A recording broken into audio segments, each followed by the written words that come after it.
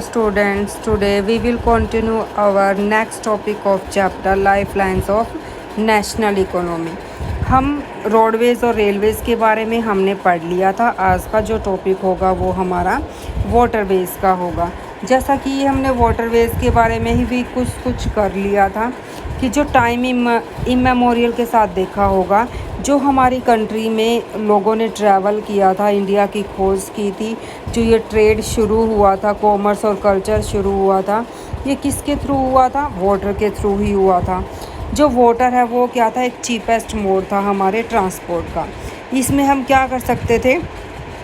एक साथ काफ़ी सारे गुड्स और हैवी गुड्स को क्या कर सकते थे? हम ट्रैवल कर सकते थे। और ये फ्यूल एफिशिएंट भी था और इन्वायरमेंट फ्रेंडली भी था।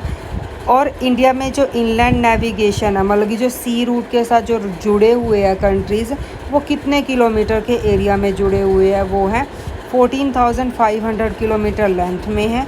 और साथ के साथ 5,685 किलोमीटर क्या है? मैकेनाइज्ड वेसल्स के साथ में नेविजिएबल, मतलब कि ना के बराबर है एक तरह से, बल्कि है भी है और नहीं भी। ज़्यादा किसके साथ जुड़े हुए हैं? 14,500 किलोमीटर में। अब जो ये वाटरवेज़ है, इसकी तरह जैसे नेशनल हाईवेज़ होते हैं, इसी तरह से नेशनल वाटरवेज़ भी क्या है? डिक्लेयर किए गए हैं। ये किसने डिक्लेयर किया? गवर्नमेंट ने डिक्लेयर किया है। और ये कौन कौन से हैं? इनको आप अंडरलाइन करोगे, ये मोस्ट इम्पोर्टेंट है। जो फर्स्ट है हमारा था गंगा रिवर। गंगा रिवर के बीच में है, बिटवीन इलाहाबाद और हल्दिया के बीच में है। ये वाटरवेज़ के थ्रू जुड़ा हुआ है। ये कितना है? 1620 किलोमीटर है। ये हमारा क्या है? नेशनल वाटरवेज़ नंबर 1 है। ये कहाँ से कहाँ तक है? इलाहाबाद और हल्दिया में है। और किसके बीच में? गंगा रिवर के। नेक्स्ट है हमारा, ये ब्रह्मपुत्र रिवर के बीच में है। ये सदिया से और दुबरी तक कहाँ कितने किलोमीटर है? 891 किलोमीटर है। इसको नेशनल वाटरवेज़ नंबर 2 के नाम दिया गया है। जो वेस्ट कोस्ट कैनल है केरला की, वो कोटापुरम मतलब कि जो वेस्ट कोस्ट में जो कैनल बनी हुई है केरला में, ये कहाँ से कहाँ तक जाती है? हमारी कोटापुरम कोलम उद्योग मंडल एंड चंपककारा कैनल। ये कितनी लंबी है? 205 किलोमीटर है। ये जो ये दी गई है, डिस्ट्रिक्ट दी गई है, इनको जोड़ती है। इसको हमने नाम दिया है नेशनल वाटरवेज़ नंबर 3। आपको बार बार बोला जा रहा है, आप इनको अंडरलाइन करोगे बुक के अंदर और इनको लर्न भी करोगे। Specified stretches of Godavari and Krishna reverse. ऐसे ही जो गोदावरी और कृष्णा रिवर्स है, जो ये स्ट्रेचेस है, ये फैली हुई है। ये कहाँ से है? काकीनाडा पुदुचेरी से स्ट्रेच ऑफ कैनल्स है। ये कितने किलोमीटर है? 1078 किलोमीटर है। इसको हमने नेशनल वाटरवेज़ नंबर 4 का नाम दिया है। Specified stretches a river Brahmani, ये अलोंग विद मताई रिवर के साथ जुड़ा हुआ है। ये डेल्टा चैनल्स है। किसके डेल्टा चैनल्स है? महानदी के डेल्टा चैनल्स है। इसके साथ क्या है? अलग अलग स्टेट्स जुड़ी हुई है। ये ब्रह्मानी रिवर के साथ में और ईस्ट कोस्ट कैनल, ये कितने हैं? 588 किलोमीटर है। इसको हम नेशनल वाटरवेज़ नंबर 5, ये नेशनल वाटरवेज़ हमारे 5 हैं। आप इनको अंडरलाइन भी करोगे और इनको लर्न भी करोगे। There are some other inland waterway, कुछ और भी हैं जो जुड़े हुए हैं, लेकिन वो इम्पोर्टेंट भी है, लेकिन इतने बड़े नहीं हैं।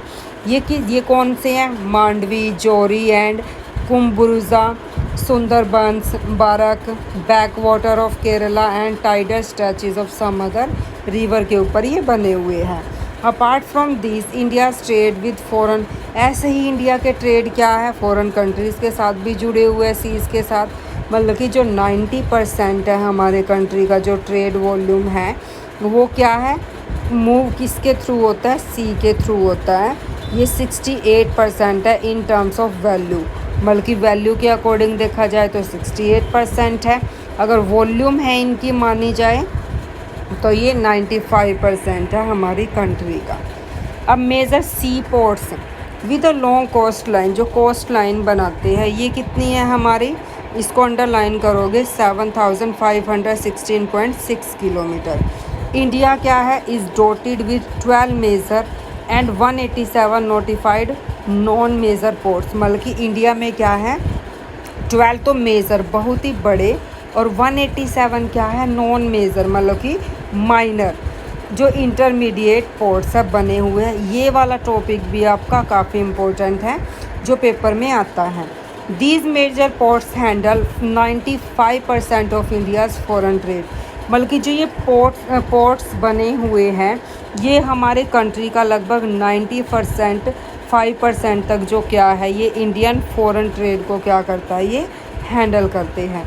Kandla in Kutch was the first port developed soon after independence to ease the volume of trade on the Mumbai port in the. Kandla जो है कहाँ पे है, कच्छ, गुजरात पे, गुजरात के कोस्ट पे बना हुआ है। ये फर्स्ट पोर्ट है जो डेवलप किया गया था सोन जल्दी ही इंडिया के आज़ाद होने के बाद। आप इसको अंडरलाइन करोगे। और ये ईज़ वॉल्यूम, मतलब कि ये वॉल्यूम ट्रेड ईजीनेस के लिए था, जो ट्रेड होता था हमारा मुंबई पोर्ट से। In the wake of loss of Karachi port to Pakistan after the partition, क्योंकि यहाँ पे जब कराची के साथ जो पार्टीशन हुआ था इंडिया का, उस टाइम पे ये क्या हो गया था, मुंबई जो पोर्ट के आसपास का एरिया था ये लॉस्ट हो गया था, काफ़ी नुकसान हुआ था। इसलिए आफ्टर इंडिपेंडेंस जो कांडला था कच्छ में एक पोर्ट बनाया गया था। अब जो कांडला है कैसा पोर्ट है, ये भी पेपर में आता है, टाइडल पोर्ट है। बल्कि जो टाइड्स उठते हैं ये उसके अकॉर्डिंग ही बनाया गया, ये टाइडल पोर्ट है। It caters to the convenient handling of exports and imports of. ये एक्सपोर्ट और इम्पोर्ट को के लिए हैंडल करने के लिए केटरिंग का काम करता है, सर्विस देने का। प्रोडक्टिव ग्रेनरी, बल्कि यहाँ पे आसपास में ऐसे अनाज के भंडार गोदाम्स बनाए गए हैं। एक इस इंडस्ट्रियल बेल्ट है इसके आसपास में, ये स्ट्रेचेस कहाँ से कहाँ तक इंडस्ट्रियल बेल्ट है हमारी, ये जो कांडला है बल्कि काफ़ी इम्पोर्टेंट पोर्ट है ये हमारा। अब नेक्स्ट है हमारा Mumbai is the biggest port with the spacious natural and well sheltered harbour. जो इंडिया क्या है, एक नेचुरल और वेल शेल्टर्ड क्या है, हार्बर है। शायद बीच में हमारा ये कोई टॉपिक रह गया है, इसके बारे में हम फिर कंटिन्यू करेंगे। द जवाहरलाल नेहरू पे, अब मुंबई क्या है, बिगेस्ट पोर्ट है। यहाँ पे क्या है, स्पेशियस नेचुरल भी है ये और वेल शेल्टर्ड हार्बर भी है। बल्कि हार्बर का मतलब जहाँ पे सभी चीज़ें क्या होती है, हमें अवेलेबल होती है ईज़िली। ये भी आप अंडरलाइन करोगे कि ये नेचुरल पोर्ट है। The Jawaharlal Nehru port was planned with a view to decongest the Mumbai port as serve hub port of the region. अब ये जो जवाहरलाल नेहरू है ये प्लान किया गया था पहले, बनाने से पहले। अब ये जो मुंबई पोर्ट के ऊपर जो हमारी ज़्यादा भीड़ रहती थी उसको कम करने के लिए। अब मार्मागांव पोर्ट कहाँ पे है, ये गोवा में है, आप इसे भी अंडरलाइन करोगे। ये क्या है, प्रीमियर आयरन और एक्सपोर्टिंग पोर्ट है। ये क्या है हमारा, आयरन और, मतलब कि जो आयरन और है, जो कच्चा लोहा है वो एक्सपोर्ट होता है इसके थ्रू, मार्मागांव हमारे पोर्ट के थ्रू। ये भी आप अंडरलाइन करोगे क्योंकि ये हमारे मैप में भी फिल करना आ जाता है कि जो मार्मागांव है वो कैसा पोर्ट है। This port accounts for about 50% of India's iron और एक्सपोर्ट। मतलब कि लगभग जो 50% आयरन और है वो एक्सपोर्ट कौन से पोर्ट से होता है, हमारे मार्मागांव पोर्ट से होता है। New Mangalore port located in Karnataka. जो न्यू मंगलोर है ये कर्नाटका में लोकेट करता है। ये भी किसका करता है, एक्सपोर्ट आयरन ओर का करता है। और ये कहाँ पे कंसंट्रेट किया जाता है, ये मतलब कि कहाँ पे है, जो कुद्रेमुख हमारी माइंस हैं ये यहाँ से क्या करता है, जो लोहा निकलता है उसको ये एक्सपोर्ट करता है। Kochi is the extreme south western port. जो कोची है ये साउथ है वेस्टर्न पोर्ट है। ये लोकेट कहाँ पे करता है, entrance of a lagoon with a natural, ये भी क्या है, नेचुरल है, मूविंग करता है ये ईस्ट कोस्ट में। You would see the extreme south eastern port of Tuticorin, ये केरला में है, लास्ट पॉइंट है ये केरला का। ये क्या करता है, इन तमिलनाडु, एक्सट्रीम पोर्ट है, मतलब कि एक्सट्रीम है, ये मूव करता है ईस्ट कोस्ट से। This port has a natural harbour and rich hinterland, मतलब कि ये नेचुरल हार्बर है, मतलब कि ये नेचुरली एक तरह से बना हुआ है। Thus it has a flourishing trade handling of a large variety of cargoes. ये क्या करता है, ये क्या किसकी वजह से फल फूल रहा है, ये जो कार्गोज होते हैं, कार्गोज जहाँ पे ये बड़े बड़े डिब्बे होते हैं ट्रेन, इसके अंदर ये सामान क्या करता है, ये नेबरिंग कंट्रीज़ में भेजता है, लाइक श्रीलंका में और मालदीव्स में। And the coastal region of the India, ये क्या है, हमारा कोस्टल रीजन भी है जो तूतीकोरिन के आसपास है। Chennai is one of the, Chennai ये आप अंडरलाइन करोगे, जो चेन्नई है हमारा, ये सबसे पुराना और आर्टिफिशियल पोर्ट है, बल्कि नेचुरल नहीं है, ये आर्टिफिशियल है, बनाया गया है कंट्री में। इट इज़ रैंक्ड, ये मुंबई के बाद में इसका रैंक है, क्योंकि यह यहाँ से भी क्या होता है, ज़्यादा से ज़्यादा ट्रेड किया जाता है और कार्गोज़ का। जो विशाखापट्टनम है ये डीपेस्ट लैंड लॉक्ड है, बल्कि ये सबसे गहरा है, लैंड लॉक्ड है, बल्कि इसके पास काफ़ी सारी लैंड भी है एंड वेल प्रोटेक्टेड पोर्ट भी है। This port was originally conceived as an outlet for, ये जो हमारा पोर्ट है विशाखापट्टनम जो डीपेस्ट है, ये भी आयरन ओर का ही क्या करता है, एक्सपोर्ट करता है। जो पारादीप पोर्ट है ये उड़ीसा में लोकेट करता है, स्पेशलाइज द एक्सपोर्ट ऑफ, ये भी आयरन ओर का करता है। अब जो कोलकाता है, जो इनलैंड फ्लड्स है हमारे कोलकाता में, ये इसमें क्या करता है, हमारा इनलैंड्स रिवराइन पोर्ट है, मतलब कि ये रिवर पे बना हुआ है, रिवर के आसपास है। This port serves a very large and rich hinterland of Ganga Brahmaputra basin, और ये किसके ऊपर बना हुआ है, मतलब कि जो गंगा ब्रह्मपुत्र बेसिन है वहाँ पे ये क्या करता है, अपनी सर्विसेज देता है। बीइंग अ टाइडल, ये टाइडल पोर्ट भी है, और it requires constant D-raiding of Hooghly, मतलब कि ये जो हुगली रिवर है ये क्या हो रही है हमारी, इसमें हम ट्रेड के लिए इसको ज़्यादा से ज़्यादा यूज़ किया जा रहा है। जो हल्दिया पोर्ट है ये डेवलप किया गया एक सब्सिडरी पोर्ट है, सब्सिडरी जो हमें एक टाइम पे अगर इस पोर्ट के थ्रू हम कुछ नहीं कर पा रहे हैं, प्रॉब्लम आ रही है, तो ये एक सब्सिडरी पोर्ट प्रोवाइड करता है, ये रिलीव करता है ग्रोविंग प्रेशर ऑन द, मतलब कि जो कलकत्ता पोर्ट के ऊपर जो प्रेशर है ये जो बने हुए हैं कलकत्ता के अंदर हल्दिया, तो उसको क्या करता है, ये उसके प्रेशर को कम करने के लिए भी इसको बनाया गया है। अब जो नेक्स्ट होगा वो होगा हमारा एयरवेज़। एयरवेज़ क्या है, जो एयर है वो ट्रैवल कर रही है टुडे, आजकल जो फास्टेस्ट मोड है और कंफर्टेबल भी है, प्रेस्टिजियस, मतलब कि ये हमें क्या करता है, फेमस बना देता है, एक मोड ऑफ ट्रांसपोर्ट है। ये कहाँ पे इजी रहता है, ये काफ़ी हेल्पफुल है।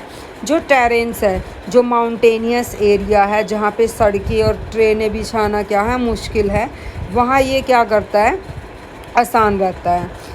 अब ड्रियरी डेजर्ट्स, मतलब कि जो डेजर्ट्स है जहाँ पे डर लगता है, डेंस फॉरेस्ट है, ये भी काफ़ी जंगल क्या है, पेड़ पौधों से भरा हुआ है, जानवरों से, और अलोंग ओशियन स्ट्रेचेस, मतलब कि ओशियन के ऊपर से क्या करता है, ये हमें दूसरी जगह पे पहुंचा देता है आसानी से।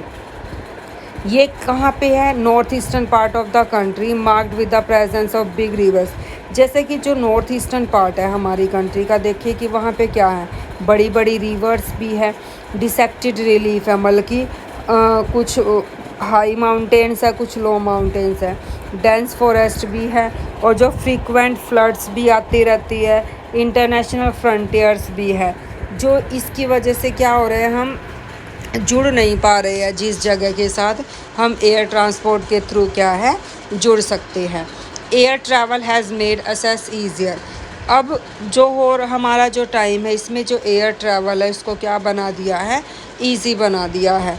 जैसा कि जो रेलवे लाइंस है, आपको बताया गया था 8th क्लास में भी, जो रेलवे लाइंस कब बिछाई गई थी, बल्कि 1830 के आसपास शुरू हो गई थी और 1853 में क्या था, जो फर्स्ट ट्रेन चली थी वो हमारी मुंबई से थाने तक चली थी। जो एयर ट्रांसपोर्ट है, इनको भी नेशनलाइज कर दिया गया 1953 में, आप इसको भी अंडरलाइन करोगे। ऑन एन ऑपरेशनल साइड, इसकी जो ऑपरेशनल साइड, जैसे इंडियन एयरलाइंस है, अलायंस एयर है, सब्सिडरी ऑफ इंडियन एयरलाइंस है, ये इनके एयरलाइंस के नेम है हमारे। कुछ प्राइवेट शेड्यूल्ड एयरलाइंस भी है और कुछ नॉन शेड्यूल्ड ऑपरेटर्स जब प्रोवाइड, जो डोमेस्टिक एयर सर्विसेज भी है, जिसके थ्रू लोग जुड़ते हैं दूसरी कंट्रीज़ के साथ में। Air India provides international air services, जो एयर इंडिया है वो इंटरनेशनल सर्विस प्रोवाइड करते हैं। Pawan Hans helicopter limited provide, जो Pawan Hans helicopter limited provides है, ये हेलीकॉप्टर सर्विस प्रोवाइड करते हैं किसको, oil and natural gas corporation of its offshore operations के through to inaccessible areas and difficult terrains like the northeastern states and the interior part of the Jammu and Kashmir, Himachal Pradesh and Uttarakhand. इनमें क्या करते हैं, ये अपनी सर्विस प्रोवाइड करते हैं। जो Indian airlines operations also extend to the neighbouring countries, जो इंडियन एयरलाइंस है वो क्या करती है, दूसरी कंट्रीज़ के साथ कनेक्ट करती है, जो हमारे साउथ और साउथ ईस्ट एशिया में है एंड द मिडल ईस्ट में है, उनके साथ ये कनेक्ट करती है। अब एयरवेज़ के बारे में हम, अब जो एयर ट्रैवल है, पहला क्या होता था कि जो एयर के हम ट्रैवल कौन कर सकता था, केवल रिच पीपल ही ट्रैवल कर सकते थे। लेकिन अब कुछ हमारे आने वाले टाइम में और जो टाइम चल रहा है, इसमें कुछ काफ़ी सारी ईजीनेस प्रोवाइड की गई है। जो मिडिल क्लास है वो भी क्या कर सकता है, इनके थ्रू ट्रैवल्स कर सकता है। अब जो गवर्नमेंट क्या कर रही है, एक ऐसी पॉलिसी लेके आना चाह रही है कि ताकि क्या है, कॉमन पीपल भी क्या कर सके, इन सर्विसेज को पा सके। इसमें हमारा ये हमने एयरवेज तक पढ़ लिया है। आगे हम पॉल्यूशंस के बारे में पढ़ेंगे, वो हम नेक्स्ट वीडियो में कंटिन्यू करेंगे।